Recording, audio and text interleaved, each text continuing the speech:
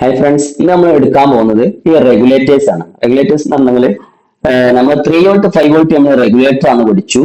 ഇവിടെ ഈ റാമിന്റെ ഈ റെഗുലേറ്റർ, അതായത് സിസോൺ വന്നിട്ട് S4 കമാൻഡ് വന്നിട്ട് റെഗുലേറ്റർ ഇവിടെ പഠിച്ചു. ഇതിന് S3 വരുന്നത് നമുക്കറിയാം.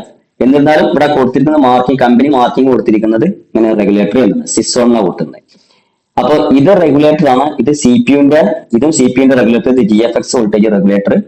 ഇത് 1.8, ഇതിൽ 1.05, ഇതിൽ എടുക്കുന്നത് ഇത് VGA കോർ എന്നുള്ള VGA സപ്ലൈ എന്നുള്ളവർക്ക് ഇവിടെ വേറെ റെഗുലേറ്റർ ഉപയോഗിക്കുന്നുണ്ട്. ഇതും അതേമാതിരി തന്നെയാണ്.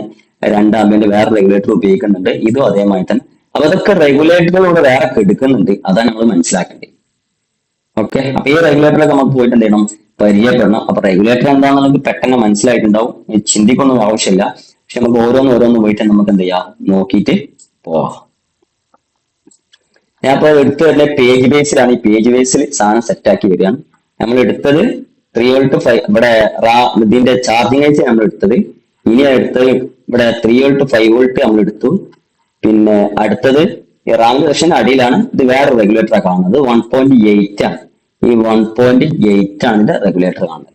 അപ്പൊ ഈ റെഗുലേറ്റർ നമുക്ക് ഓരോന്നിനും ഓരോ സപ്ലൈക്ക് ആവശ്യം വരുന്നതാണ്. അപ്പൊ നമുക്ക് റെഗുലേറ്റേഴ്സ് നമുക്ക് ശരിക്ക് ഓർഡർ ആക്കാം. ഓക്കെ, അപ്പൊ നമുക്ക് ബോർഡിൽ ഏത് റെഗുലേറ്റർ കിട്ടിക്കഴിഞ്ഞാൽ നമുക്ക് ഒരു ഐഡിയ കിട്ടും. 1 2 2 3 4 5 6 7 8 9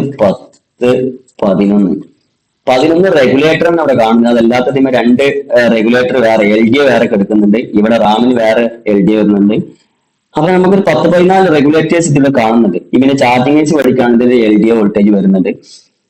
അപ്പൊ നമുക്ക് ടോട്ടലി വോൾട്ടേജുകൾ ഇഷ്ടമാതിരി ഉണ്ടാവും. പക്ഷെ നമുക്ക് സംബന്ധിച്ചിടത്തോളം പല സ്കീമാറ്റിക്കും പല ഡിസൈനേഴ്സ് ആണ് യൂസ് ചെയ്യുന്നത്, പല മോഡലാണ് വരുന്നത്. പിന്നെ ലാപ്ടോപ്പ് i3 വരുന്നുണ്ട്, 1st 2nd 3rd 4th ഇങ്ങനെ പോകുന്ന, അതിനനുസരിച്ച് മാറും ചെയ്യും റെഗുലേറ്റേഴ്സ്. ഓക്കെ, അപ്പൊ നമുക്കത് ഇത് കണ്ടു കഴിഞ്ഞാൽ, റെഗുലേറ്റർ കണ്ടു കഴിഞ്ഞാൽ നമുക്ക് ഇനി ഡൗട്ട് വരാൻ പാടില്ല, ക്ലിയർ ആയിരിക്കണം. ഓക്കെ, അപ്പൊ നമുക്ക് ഓരോ റെഗുലേറ്ററും പോയിട്ട് നമുക്ക് ഇങ്ങനെ എന്താണെന്നുള്ളത് പഠിക്കാം, വർക്കിംഗ്. ഓക്കെ, ഇത് കാണുമ്പോൾ തന്നെ നമുക്ക് ഈ സാധനങ്ങൾ കാണുമ്പോൾ തന്നെ അത് 3 വോൾട്ട് 5 വോൾട്ട് ഐസിന് വരുന്ന 3.3 സപ്ലൈ. ഓക്കെ, ഇവിടെ അറ്റിട്ട് കൊടുത്തിരിക്കുന്നു എന്നുണ്ടെങ്കിൽ ഇവിടെ ഈ ജമ്പർ ഇല്ല എന്നുള്ള മീനിങ് ആണ്. അഥവാ ഇവിടെ ഉപയോഗിച്ചിരിക്കുന്നത് ഡയറക്റ്റ് സപ്ലൈ എന്നുള്ള മീനിങ് ആണ്. അഥവാ ജമ്പർ ഉണ്ടാവില്ല, ഡയറക്റ്റ് സപ്ലൈ ആണ് കാരണം ഉപയോഗിച്ചിരിക്കുക. ഓക്കെ, അത് വർക്ക് ചെയ്യാൻ സപ്ലൈ. പിന്നെ കാണിക്കുന്നത് ഈ സപ്ലൈ ഇത് നമുക്ക് അറിയാം. ഇത് ആരാന്നുള്ളത് സസ്പി ആഷൻ നിങ്ങൾ S3 കമാൻഡാണ്. ഞാൻ പറഞ്ഞു കൊണ്ടേ നമ്മൾ പഠിച്ച സാധനങ്ങൾ തന്നെ, പഠിക്കാത്ത സാധനങ്ങൾ മാത്രം ഒന്ന് ടാസ്ക് എടുത്താൽ പോലെ. ഇത് 1.8 ഔട്ട്പുട്ട് വോൾട്ടേജ് പോകുന്നതാണ്. ഇത് L എന്നുള്ള ഫേസ് ആണ് മാത്രം. ഓക്കെ, ഇതിൽ 1.8 ഫീഡ്ബാക്ക്. പിന്നെ ഇത് 3 V in ആണ് വരുന്നത്, 3 V in ആണ് വരുന്നത്. ഓക്കെ, പിന്നെ എനേബിൾ. ഓക്കെ, അപ്പൊ ഇതിന്റെ IC നമുക്കൊന്ന് ഒന്ന് കണ്ടു നോക്കാം. നമുക്ക് IC ഒന്ന് പോയി നോക്കാം. ICനെ പറ്റിയിട്ട് ഒന്ന് പോയി നോക്കാം. PU100 ആണ്. ഈ IC എവിടെ കെടുക്കുന്നു എന്ന് ചോദിച്ചു കഴിഞ്ഞാൽ നമുക്ക് മനസ്സിലായിക്കൊള്ളണം. ഇതിന്റെ IC എവിടെ കിടക്കുന്നുണ്ടെങ്കിൽ ഇതാണ് PU100. Okay, PU100. ഓക്കെ, അതൊന്ന് സൂം ചെയ്തിട്ടുണ്ടെങ്കിൽ നമുക്കൊരു എസ്റ്റിമേറ്റ്. ഇതിന്റെ ജമ്പർ PJ400.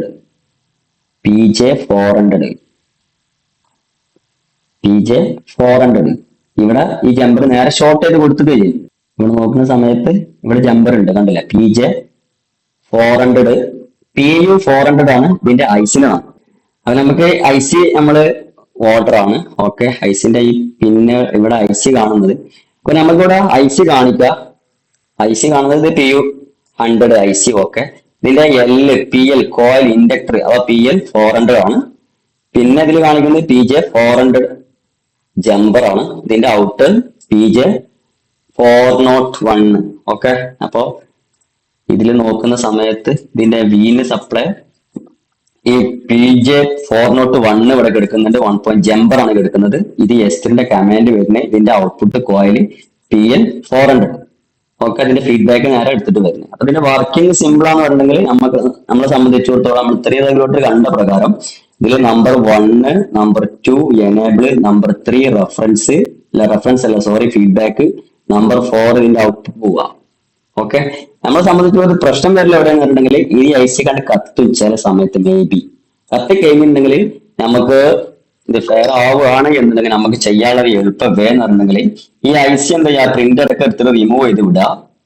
റിമൂവ് ചെയ്ത് വിട്ടിട്ട് എന്താ ചെയ്യാ ഈ കോയിലിന്റെ ഇന്നിലോ അല്ലെങ്കിൽ ഔട്ടിലോ എന്താ ചെയ്യാ ഡി സി അഥവാ ഡി സി മീറ്റർ എടുത്തിട്ട് എന്താ ചെയ്യാ ഇവിടെ കൊടുക്കുക. ഇവിടുത്തെ വോൾട്ടേജ് 1.8 വോൾട്ടേജ് കൊടുക്കരുത്, ഒരു 0.3 വോൾട്ടേജ് കൊടുക്കുക. 5 മില്ലി അര വോൾട്ടേജ് കൊടുക്കുക.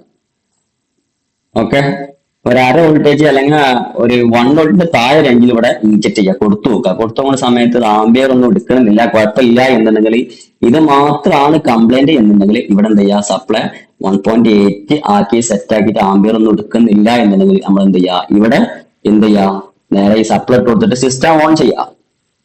ഈ വോൾട്ടേജ് കിട്ടാത്തതുകൊണ്ടാണ് ഇത് വർക്ക് ആവാത്തത് എന്ന് തോട്ട് കിട്ടിക്കഴിഞ്ഞാൽ നമുക്ക് ഇവിടെ എന്ത് ചെയ്യാം ഇത് കോയിൽ റിമൂവ് ചെയ്യുക, അതല്ലെങ്കിൽ കോയിൽ ഇടിച്ചിട്ട് കൊടുക്കില്ല ഇന്നിൽ കൊടുക്കുക. അവിടെ കത്തിക്കുന്നതൊക്കെ കാർബൺ ഉണ്ടാവും, ആ കാർബൺ എല്ലാം ക്ലീൻ ചെയ്യണം. അപ്പൊ അതുകൊണ്ടാണ് കോയിൽ എടുക്കാൻ പറഞ്ഞത്. ഈ കോയിൽ എടുത്തിട്ട് എന്ത് ചെയ്യുക അവിടെ സപ്ലൈ ഇൻജെക്ട് ചെയ്യുക. ഇൻജെക്ട് ചെയ്തിട്ട് എന്ത് ചെയ്യുക 1.8 സപ്ലൈ ആണെന്നുണ്ടെങ്കിൽ 1.8 ഇവിടെ കൊടുക്കുക, കൊടുത്തിട്ട് ഇവിടെ റണ്ണിങ് ആക്കി സിസ്റ്റം ഓൺ ആക്കി വെക്കുക. കാരണം ഈ ഒരു സപ്ലൈ അല്ലാത്ത ബാക്കിയുള്ള സപ്ലൈ ഒക്കെ വർക്കിംഗ് സെറ്റ് ആണെന്നുണ്ടെങ്കിൽ ഇതിനും വേണ്ടിയിട്ട് എന്ത് ചെയ്യണ്ട നമ്മൾ വെയിറ്റ് ചെയ്യാൻ നിൽക്കണ്ട. ഇത് സ്ക്രാപ്പ് ബോർഡിന് പീസ് കിട്ടുന്നെങ്കിൽ അങ്ങനെ എടുത്തിടുക. അല്ലാന്നുണ്ടെങ്കിൽ ഇതുമായിട്ട് റിലേറ്റഡ് ഒരു ബക്കിൾ ഒരു മദർ ബോർഡ് ഉണ്ടെങ്കിൽ മദർ ബോർഡ് 1.8 ഉണ്ടാക്കുന്ന ഔട്ട്പുട്ട് ഉണ്ടാക്കുന്ന ഒരു ഐസി ആണ് എന്നുണ്ടെങ്കിൽ ഇതേമാതിരി കമാൻഡ് കൊടുത്തിട്ട് എന്ത് ചെയ്യുക അതിന്റെ ഔട്ട്പുട്ട് വോൾട്ടേജ് നമുക്ക് ഉണ്ടാക്കിയെടുക്കാനും പറ്റും. ഓക്കെ, അതല്ലാന്നുണ്ടെങ്കിൽ ചെറിയ ബക്കിളോ കിട്ടും. ആ ബക്കിൾ വെച്ചിട്ട് എന്ത് ചെയ്യാ ചെറിയ ബക്കിൾ ഇത്ര വലിപ്പമുള്ള ചെറിയ ബക്കിളോ കിട്ടും. ആ ബക്കിൾ എടുത്തിട്ട് ഇവിടെ ആ സപ്ലൈ ബീനെ സപ്ലൈ അതിന്റെ ഫീഡ്ബാക്ക് ആ റെസിസ്റ്ററിന്റെ ഡിവൈഡ് വോൾട്ടേജ് ഒക്കെ സെറ്റ് ആക്കിയിട്ട് ഇട്ട് കൊടുത്തു കഴിഞ്ഞിട്ടുണ്ടെങ്കിൽ ഇവിടെ 1.8 ആക്കിയിട്ട് 1.8 ടു 2 ആംബിയർ 2.6 ആംബിയർ കാണുന്നത്. ഓക്കെ, അപ്പൊ അത് ഇട്ട് കൊടുത്താലും സിസ്റ്റം എന്ത് ചെയ്യും സൂപ്പറായിട്ട് വർക്ക് ചെയ്യും. അപ്പോ ഈ ഒരു സെക്ഷൻ കണ്ടു കഴിഞ്ഞാൽ നമുക്ക് അത്ര ടാസ്ക് ഒന്നും തോന്നില്ല, ഇത് സിമ്പിൾ ആണ്. ഓക്കെ, ഈ റെഗുലേറ്റർ. ഓക്കെ, അപ്പൊ നമുക്ക് എന്താ ചെയ്യാ അടുത്ത ക്ലാസ്സുമായിട്ട് വീണ്ടും കാണാം. ഓക്കെ.